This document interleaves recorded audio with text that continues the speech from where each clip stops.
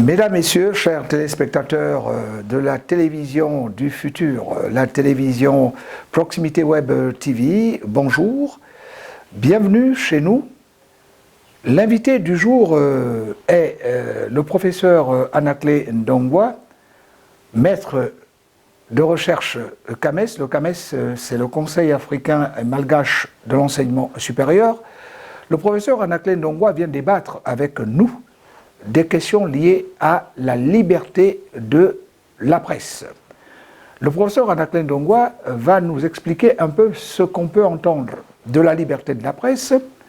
Il va également se pencher sur le cas gabonais, le Gabon venant de gagner 4 places selon le classement de Reporters sans frontières RSF. Et donc, le professeur Anaclet Ndongwa va essayer de nous édifier sur tout ce qu'il faut entendre par droit et devoir du journaliste. Professeur Anaclet Ndongwa, bonjour. Bonjour, M. Jérémy Zamba. Très enchanté de vous avoir à nos côtés. Professeur, la communauté internationale, comme on a coutume de le dire, le monde entier a célébré il y a quelques jours la journée mondiale de la liberté de la presse. Professeur, cette notion déjà, la liberté de la presse, qu'est-ce qu'elle recouvre, selon vous? La liberté de la presse est une modalité de la liberté d'expression et d'opinion. Une liberté fondamentale, ou publique ou politique.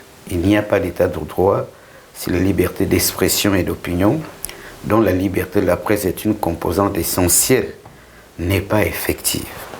N'est pas effective. Au Gabon, la liberté de la presse, certes, est reconnue par la Constitution, comme dans de nombreux pays à travers le monde, mais comme dans ce domaine très souvent, entre ce qui est écrit et ce qui est fait réellement, il y a un divorce. En d'autres termes, au Gabon, la liberté de la presse est encore plus formelle qu'effective, c'est-à-dire qu'elle reste à conquérir.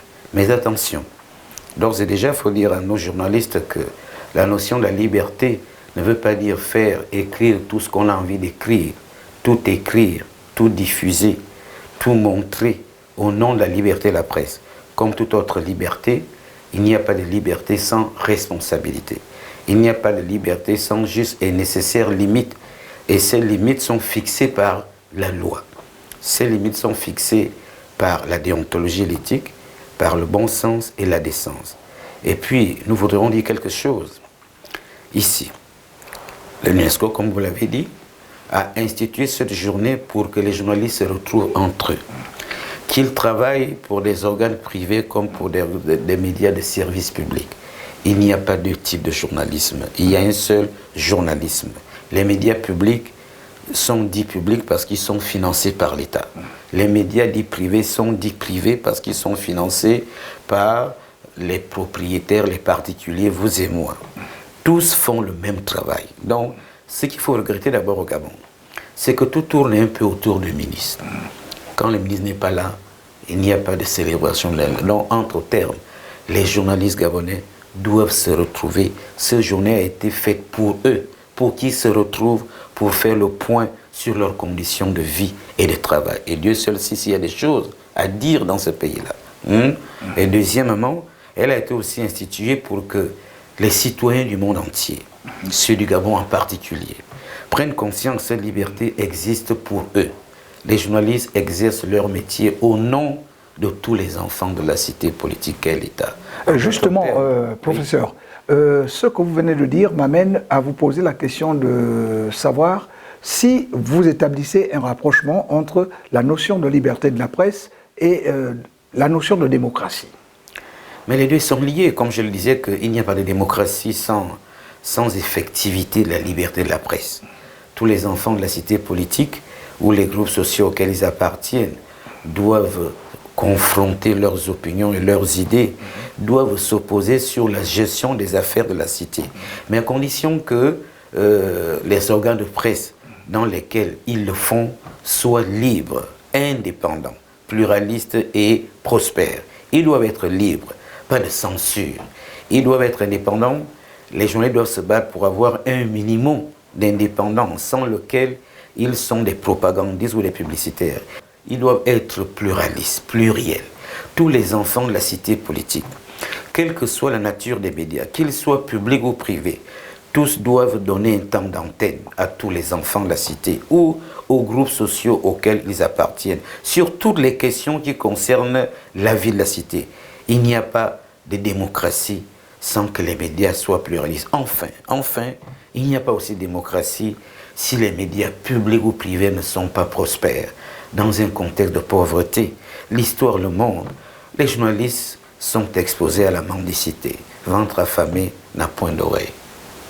Professeur, nous constatons, pour le déplorer, que effectivement, les journalistes sont un peu comme le parent pauvre, en fait, de la société. Alors, qu'est-ce que vous, en tant que spécialiste des médias, vous pouvez conseiller aux journalistes, donc à vos confrères, pour qu'ils essaient d'obtenir, je ne sais pas, la notoriété qui devrait être la leur? Monsieur Jérémy Zamba, je crois qu'il n'y a pas à chercher à midi à 14 heures. Il faut qu'ils se retrouvent lors de la journée internationale de la liberté de la presse. Ils ne le font que rarement. Et surtout qu'au Gabon, il y a cette opposition classique qui est préjudiciable au journalisme entre la presse privée et la presse dite d'État. Il faut qu'ils soient formés. On ne peut plus exercer le nom aujourd'hui sans être formé. Mais la formation n'est pas une fin en soi. Et être formé, ce n'est pas aller seulement dans une salle de classe à l'heure de l'informatique, du numérique. On peut se former à la maison. Mais se former, ça veut dire lire les ouvrages sur la déontologie et l'éthique, lire les ouvrages sur les genres journalistiques, lire les ouvrages sur la notion de la liberté de la presse, lire les ouvrages sur l'histoire, la culture, etc., etc. Ils doivent se former, faire preuve de professionnalisme. Le diplôme n'est pas une fin en soi. Le vrai procès sur le trait. Mais il faut aller à l'école. Mais aller à l'école, ce n'est pas seulement derrière les 4 murs. Donc, ensuite, il doit y avoir des instances d'autorégulation. Vous voyez, le Gabon aujourd'hui, vous et moi, avec d'autres confrères, nous avons essayé de mettre en place une instance de régulation qui ne marche pas. La première tentative, qui était une initiative heureuse, à travers l'Observatoire des Gabonais des médias, n'a pas marché. Parce que les journalistes gabonais sont démissionnaires. Il faut le dire, l'État, à ce niveau-là, a une part de responsabilité aussi. Nous-mêmes, nous avons le nom pour qu'il le fasse. Pour qu'il le soit, il doit d'abord prendre conscience des devoirs et des droits qui sont les leurs, malgré les conditions de vie et de travail qui ne sont pas toujours acceptables. L'État aussi a une part de responsabilité en faisant adopter des dispositions législatives. Voilà un peu Jérémy Zamba. Pour ça, donc, les journalistes, ils ont une part de responsabilité. Hein, le destin, on forge soi-même son destin. Dans tous les pays du monde, aucun gouvernement n'a dit aux journalistes, vous êtes libres de travailler. Même dans les pays occidentaux. La liberté s'est obtenue et continue à s'obtenir au prix de 1000 luttes. En d'autres termes, la liberté s'arrache. Exactement, la liberté s'arrache, la liberté s'acquiert. Mais pour cela, les journalistes aussi doivent balayer devant leur porte. Ali Bongo Ondimba n'est pas responsable des fautes de français à l'antenne. Ali Bongo Ondimba n'est pas responsable de la méconnaissance des genres journalistiques. Ali Bongo Ondimba n'est pas responsable de la non-organisation des rédactions en rubrique et en service. Ali Bongo Ondimba n'est pas responsable de pas mal de choses. En revanche, en tant que président de la République, l'État doit créer des dispositions législatives qui favorisent réellement une véritable liberté de la presse, à travers des entreprises de presse dignes de ce nom, en reconnaissant aux journalistes leurs droits intellectuels et moraux. Il faut aussi que les journalistes, comme je l'ai dit, se battent. Donc, chacun a un effort à faire. Les journalistes doivent faire le leur, en mettant aussi sur pied une instance d'autorégulation pour balayer devant leur porte. La autorité de la communication ne peut pas et ne doit pas tout faire. Quels que soient les griefs que l'on peut formuler contre cette institution, elle ne dispense pas les journalistes de s'auto-réguler. Et la régulation, il faut le rappeler, M. Jérémy Zamba, c'est une condition de la réglementation. C'est aussi une modalité du marché. La communication est une liberté, c'est aussi une aventure industrielle. Il faut veiller qu'une dimension l'emporte pas sur l'autre. C'est pour ça qu'à travers l'autorégulation, les journalistes doivent, au sein de leur rédaction, où à travers une instance qu'ils ont mise en place, ils doivent veiller que l'information offerte aux citoyens soit respectueuse des libertés publiques, des libertés personnelles, du bon sens, de la décence, de la déontologie, de l'éthique. Il doit aussi veiller que cette information réponde aux attentes multiples et diverses des citoyens. Il n'y a pas que la politique qui intéresse les Gabonais. Il y a l'économie, il y a l'éducation, mais que le problème que les médias occultent au nom de la politique. Et encore, quelle politique? Les Gabonais ne sont pas informés sur le fonctionnement des institutions de la République. On met l'accent sur les actions du président de la République, des ministres, il faut en parler. Mais il n'y a pas que ça. Il y a autre chose qui intéresse. Vous voyez l'affaire du Covid. Combien de Gabonais savent ce qu'est le Covid exactement? Est-ce qu'on invite les virologues, les infectiologues, les épidémiologues, les biochimistes? Est-ce qu'on invite les sociétés pour nous parler des mentalités des Gabonais qui sont incompatibles avec les réalités scientifiques? Comme les Camerounais, les Irlandais, nous pensons que nous sommes des Noirs, nous sommes immunisés génétiquement contre les virus. D'où l'indifférence, d'où l'insouciance. Même on respecte les mesures barrières parce qu'il y a la police d'Ambry, mais moi je suis originaire du Haut-Thème, les gens qui y arrivent, ils s'en fichent du masque. À l'intérieur du pays, on dit ça c'est libre. Vous voyez telle chose, oh ça n'existe pas, mais en contrepartie, nous avons constaté une consommation abusive des plantes qui soient nos maladies traditionnelles. En même temps, vous voyez, sur ces questions-là, on n'a que les informations du ministre de la Santé qui est allé à mais professeur, bon, nous allons venir à un autre sujet. Oui. En dépit des faiblesses qui sont inhérentes en fait à l'activité humaine, on les rencontre, ces faiblesses-là également dans le monde de la communication, dans le monde de la presse. En dépit de ces faiblesses-là, professeur, il y a que le Gabon a réussi au classement de Reporters sans frontières RSF à gravir 4 marches au-dessus. Donc on est allé dans le sens de la verticalité vers le haut. Alors professeur, quelle est votre réaction par rapport à ce je sais pas, rendu de RSF? Reporters sans frontières est une association digne, sérieuse et rigoureuse. Mais est-ce que ça change grand-chose au paysage actuel du pays? Nous avons, depuis 1990, nous avons assisté à une prolifération des médias. Pour la presse imprimée, je n'ai pas l'expression presse écrite, combien de journaux sont publiés et distribués régulièrement? Combien se vendent? Pour les radios et les télévisions privées, combien sont accessibles à l'intérieur du pays? Ensuite, en ce qui concerne le contenu, est-ce que le contenu des médias, de la presse écrite, des radios et télévisions privées publiques, est-ce que le contenu répond aux attentes multiples et diverses des Gabonais? Ensuite, si Jérémy Zamba, sur le plan de la pratique journalistique, est-ce que le journalisme est devenu un peu plus crédible? Est-ce que les journalistes formés et non formés pratiquent ce métier avec professionnalisme? D'autant plus nous sommes à l'heure de la mondialisation de la com. Les Gabonais suivent France 24. Les Gabonais suivent RFI, les Gabonais suivent les chaînes étrangères. Et la mondialisation contraint les journalistes locaux à faire preuve de professionnalisme, quelles que soient les conditions de vie et de travail. Ensuite, du côté du pouvoir, on a adopté une loi, la loi 2016, que tous les journalistes sont unanimes à reconnaître qu'elle est l'une des lois les plus... C'est une véritable épée de Damoclès sur les journalistes, qui met... il y a une sorte de dépénalisation de la presse, mais l'État a récupéré ça par... des peines lourdes qui sont inaccessibles aux journalistes. Quel organe de presse peut payer des dommages intéressés à 20 millions de francs si on n'a pas de siège, si on a un organe de presse qui ne peut pas employer 4 ou 5 journalistes, si on ne peut pas payer les journalistes à leur juste valeur, on peut payer une amende s'élevant à 20 millions, à 30 millions, donc par les mesures financières, l'État tue encore la presse. Et les journalistes eux-mêmes aussi de leur côté, ont-ils fait la part? Est-ce qu'il y a une instance d'autorégulation qui va dans ce pays? Combien de rédactions s'auto-régulent? Combien de rédactions recyclent leur personnel?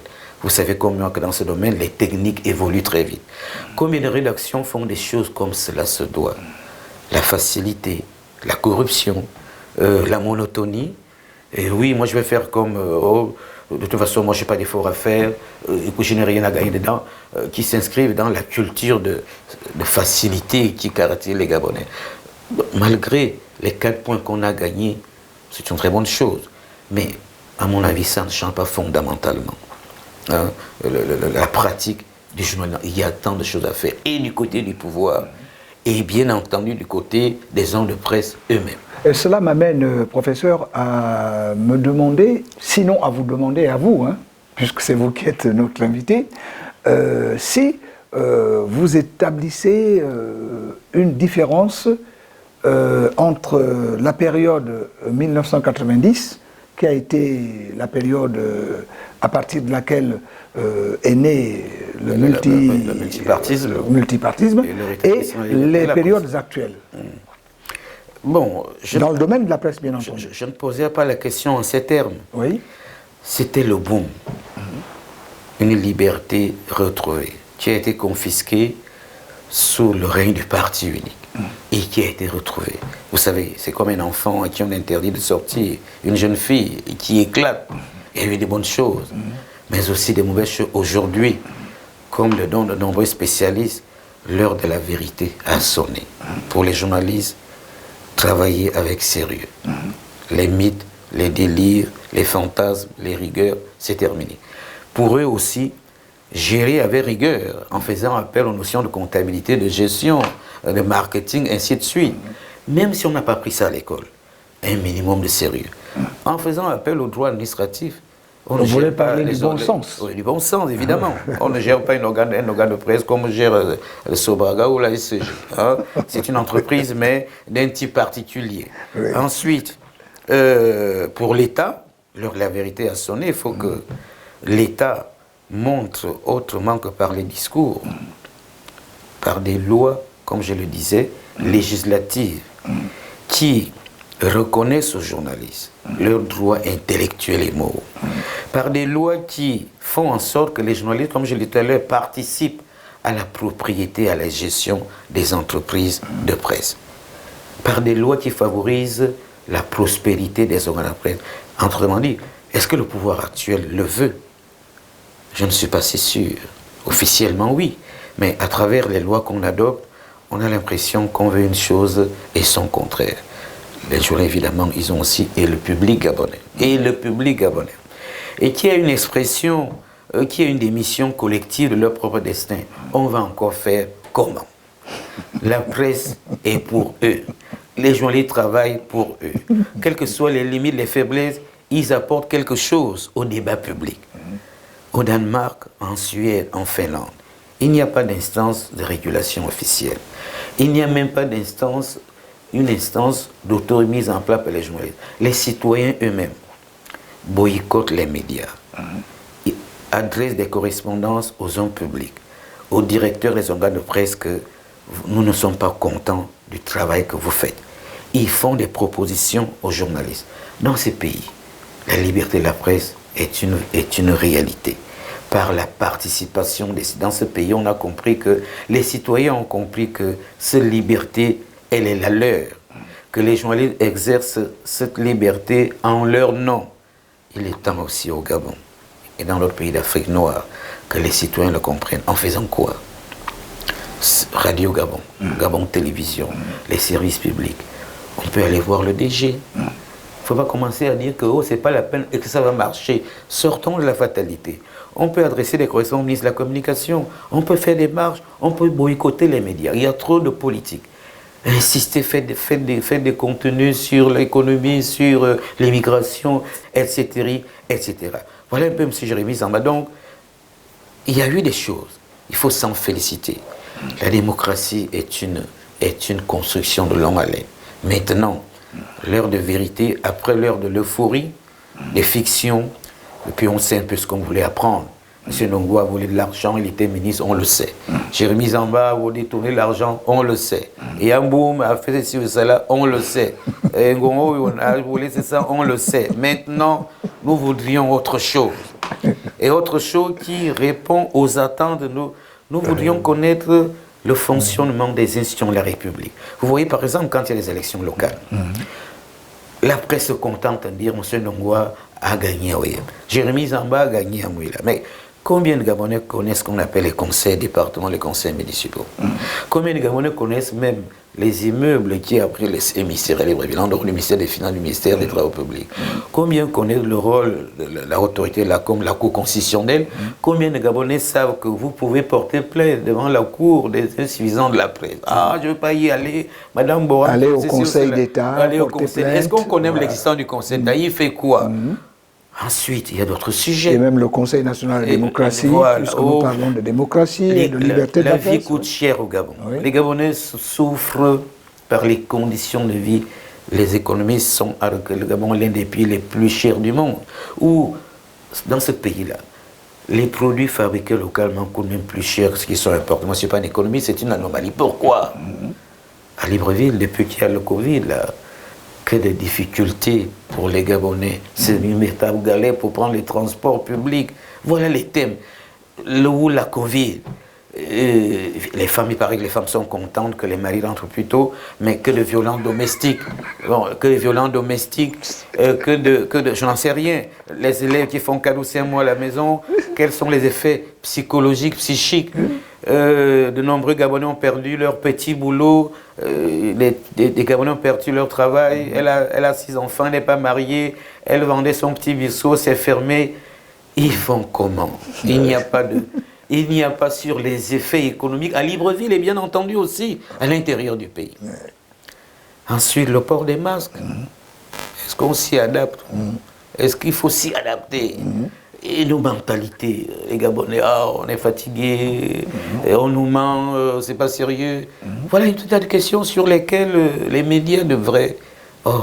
Mais professeur, oui, après avoir relevé ou énuméré tous ces griefs-là, je les appelle ainsi, excusez-moi, est-ce que vous pouvez penser, vous, à votre humble avis, que la presse est quand même facteur de développement? Mais elle l'est. Mais elle est théoriquement. Il faut pour qu'elle le soit aujourd'hui chez nous. L'heure de vérité a sonné. La presse a joué son travail, les presse nombreux, malgré les limites, malgré les insuffisances. Il faut reconnaître que la presse a contribué à la destruction du parti unique, mais pas de la pensée unique. Il faut qu'elle maintenant améliore son contenu pour renforcer sa participation à la démocratie. En faisant quoi? Parce que Jérémy, vous le savez comme moi, mais en faisant peu de professionnalisme. L'heure de vérité a sonné.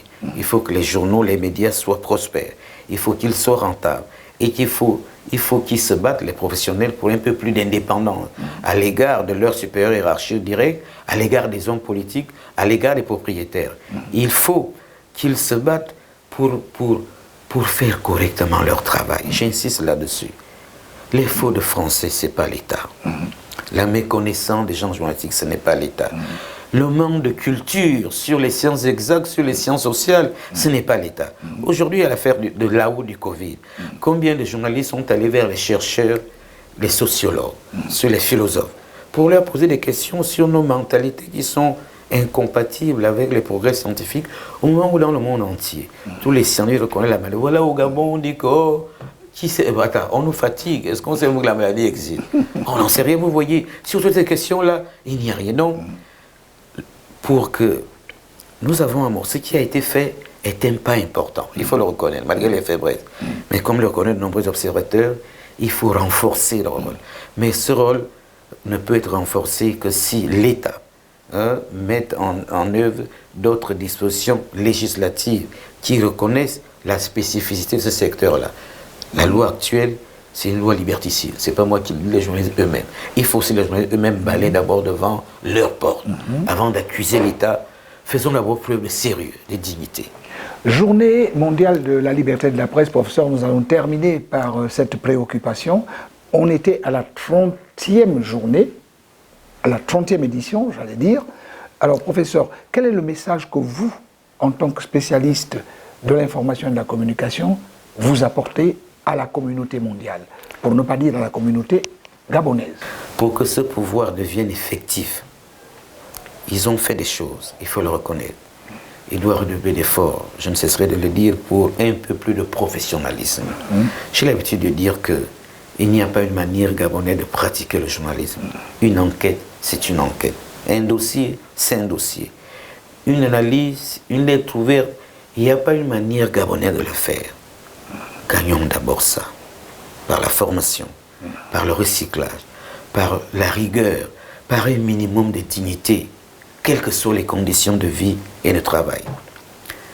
Autre message qui est coloré du premier, qu'il se retrouve de temps en temps, ou au moins à l'occasion, comme les journées du monde entier, pour faire le point sur leurs conditions de vie et de travail.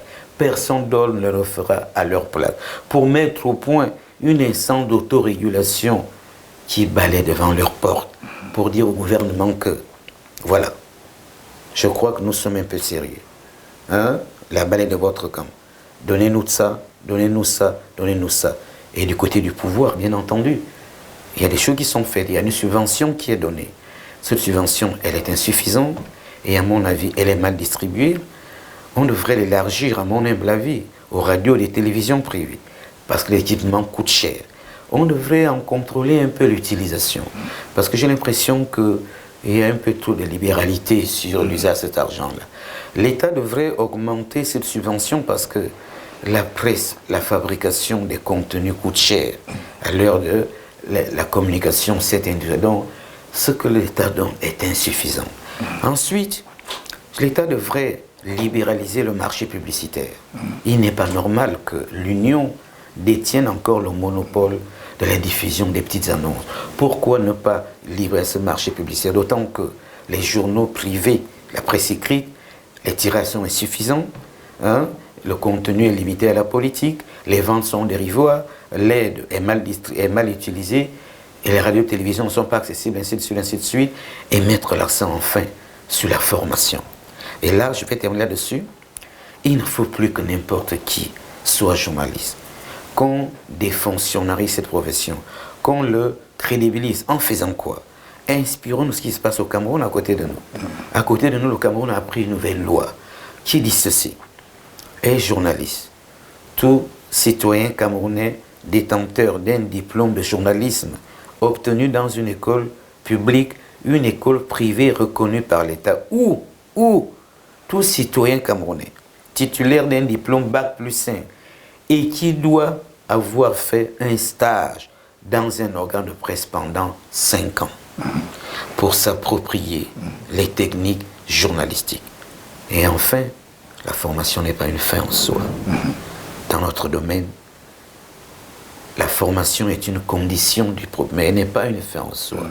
Ceux qui sont formés, qui se remettent en question, qu'ils fassent les choses comme on fait ailleurs, et qu'ils organisent une instance d'autorégulation, qu'ils la mettent en place.